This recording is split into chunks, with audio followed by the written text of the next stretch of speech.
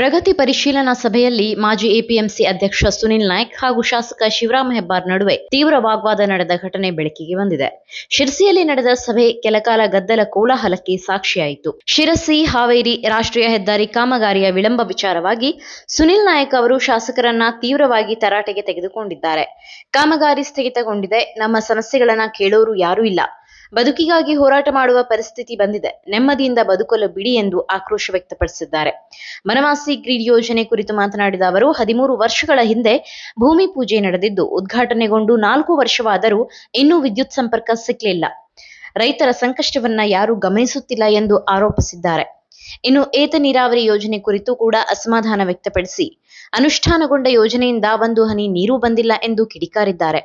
ಸಭೆಯಲ್ಲಿ ಅಧಿಕಾರಿಗಳ ಗೈರು ಹಾಜರಿಯನ್ನ ಪ್ರಶ್ನಿಸಿದ ಅವರು, ಎನ್ಎಚ್ಎಐ ಅಧಿಕಾರಿಗಳೇ ಇಲ್ಲದೆ ಇದು ಯಾವ ರೀತಿಯ ಪ್ರಗತಿ ಪರಿಶೀಲನಾ ಸಭೆ ಎಂದು ಪ್ರಶ್ನಿಸಿದ್ದಾರೆ. ಸಭೆಯಲ್ಲಿ ಸುನಿಲ್ ನಾಯ್ಕ್ ಅವರ ಪ್ರಶ್ನೆಗಳಿಗೆ ಸ್ಪಷ್ಟ ಉತ್ತರ ನೀಡಲು ಶಾಸಕ ಶಿವರಾಮ್ ಹೆಬ್ಬಾರ್ ತಡಬಡಾಯಿಸಿದ್ದು, ನಂತರ ಎನ್ಎಚ್ಎಐ ನಮ್ಮ ಅಧೀನದಲ್ಲಿ ಬರೋದಿಲ್ಲ, ಈ ಬಗ್ಗೆ ಸಂಸದರನ್ನ ಪ್ರಶ್ನಿಸಿ ಎಂದು ಹೇಳಿದ್ದಾರೆ.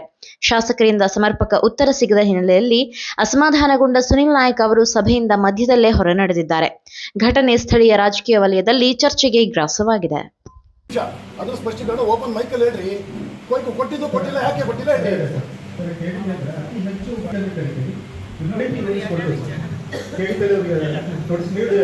ಇದೇನ್ ಸಭೆ? ಇದು ಏನ್ ಸಭೆ? ಏನ್ ಇದು ಸಭೆ? ಏನ್ರಿ ಇದು? ಅದಕ್ಕೇನ್ ಅರ್ಥ ಇರುತ್ತೆ ಹೇಳ್ರಿ.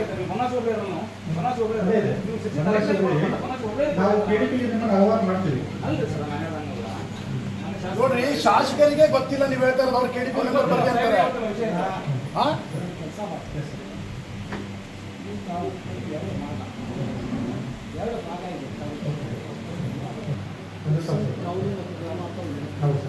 ಒಂದು ಲಂಬ ಒಂದು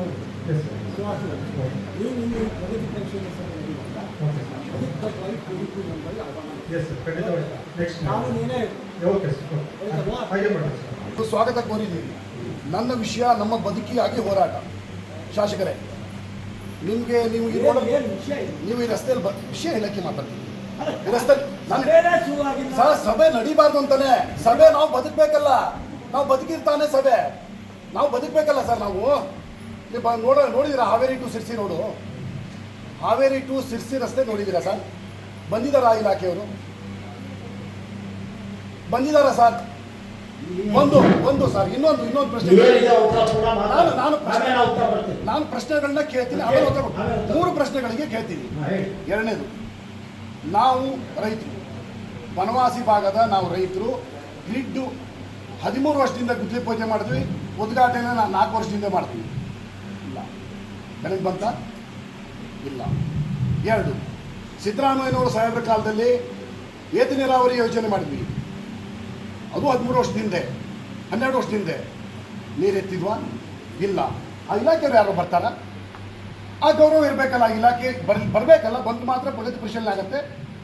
ಇರುವಂಥ ವಿಷಯಗಳೇ 2, ಒಂದು NHI, ಒಂದು ಮೇಜರ್ ಇರಿಗೇಷನ್, ಒಂದು ವಿದ್ಯುತ್. 3 ಕೊಡಿ ಸರ್, ಬದುಕಕ್ಕೆ ಬಿಡಿ. ಜನ ಕನಸು ಕಾಣೋದು ಆಯ್ತು ಅಲ್ಲ. ಇದಕ್ಕೆ ಸ್ಪಷ್ಟವಾಗಿ ನೀವು ಸಣ್ಣ ಆಗ್ಬೇಕಲ್ವಾ? ಅದು ಒಂದು ಉತ್ತಮ ಆಹಾರದಿಂದ ಸಣ್ಣ ಆಗ್ಬೇಕಲ್ವಾ? ಪ್ರತಿದಿನ ನಮ್ಮ ಜೀನಿ ಸ್ಲಿಮ್ ನ ಯೂಸ್ ಮಾಡಿ ಯಾವುದೇ ಸೈಡ್ ಎಫೆಕ್ಟ್ ಇಲ್ದಂಗೆ ನೀವು ಸಣ್ಣ ಆಗ್ತೀರಾ.